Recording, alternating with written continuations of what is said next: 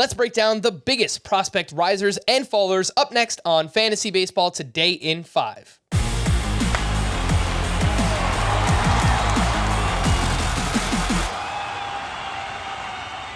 Welcome into FBT in 5. Today is Thursday, December 29th. I am Frank Sanford, joined by the Welsh. Make sure you follow him on Twitter at IsItTheWelsh.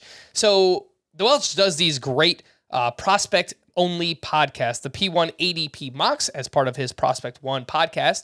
And basically, we're comparing ADP from a couple of months ago until now and looking at the biggest risers and fallers. The top 5 risers in this most recent draft were Connor Norby of the Baltimore Orioles, Matt Mervis of the Cubs, Endy Rodriguez of the Pirates, Logan O'Hoppe of the Angels, and Edward Julian of the Twins. Now, Welsh, what you need to tell me is who are we taking advantage of? Who are we looking to sell high on in Dynasty based on these risers?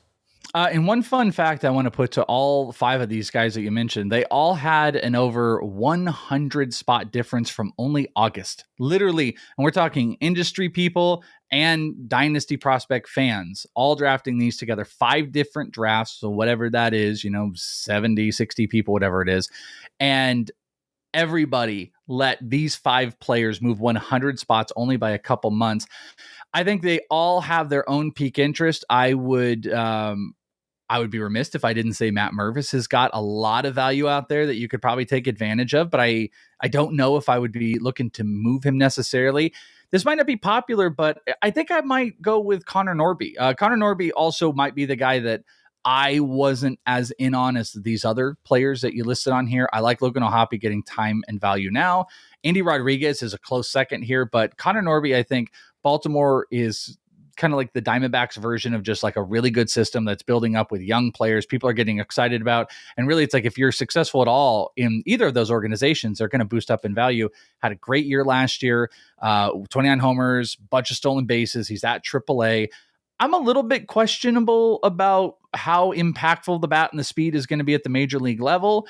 They've got a great guy in Jordan Westburg. When are they going to get these guys up, and is it all going to pan out? That I just feel like Connor Norby's value, especially if you pay attention to industry guys, is at such a peak right now that I might dangle him out there. But let's not lie, Matt Mervis will get you the biggest return and probably has a capped. The best case scenario is maybe you are getting Freddie Freeman, and worst case scenario, you're getting every other first baseman that you could probably pick up off the wire. So Matt Mervis might be the smartest, but I'm going to go with Connor Norby.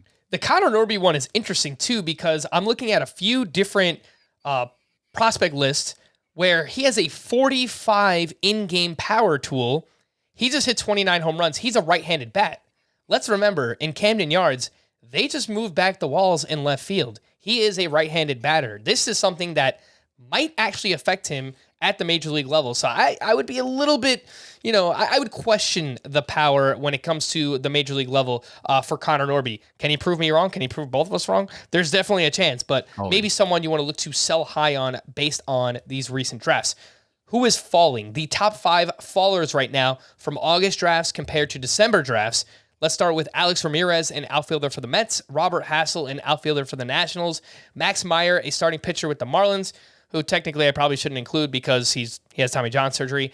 Jack Leiter, starting pitcher with the Rangers, and Brady House, a shortstop with the Nationals. Of this group, who are you looking to buy low on based on falling in ADP? I think I might fall into this trap sometimes, and I know I do. I think there's reason to say that all of them might be guys. I think Alex Ramirez is kind of silly. I don't think he really has like a quantifiable reason. But the guy I'm going to pick is Brady House, because I think he's the secondary of this. Like Alex Ramirez is more of an anomaly. We understand why Robert Hassel is. The move was really bad. He was already having some major questions as far as the hit tool was going for a lot of people, not necessarily me, but a lot of other people. I would buy in on him. Myers, you already talked about. Jack Leiter, I think it's tough. I think he's going to improve what he did last year, but he's coming off a 5 ERA. But Brady House still had a relatively solid debut. He just didn't hit the homers that people want. He was in that group of the big shortstops with Jordan Lawler and Marcelo Mayer. He was one of the big guys. And Khalil Watson, he is a tremendous big power tool that can still steal bases. He just didn't do it in this first full season. He's a guy that I'm going to buy in because I think he can take an uptick. The batting average wasn't anything atrocious, hit right around 280, can steal. He has big power, probably power that could supersede any of those other three shortstops that I talked about. And I don't think he's got big major questions on the hit tool. It was just an underwhelming 2022. So for that reason, I don't think there's even though it's another national prospect, I don't think it's like Robert House, where there's a big downtick. So I buy him Brady House right now.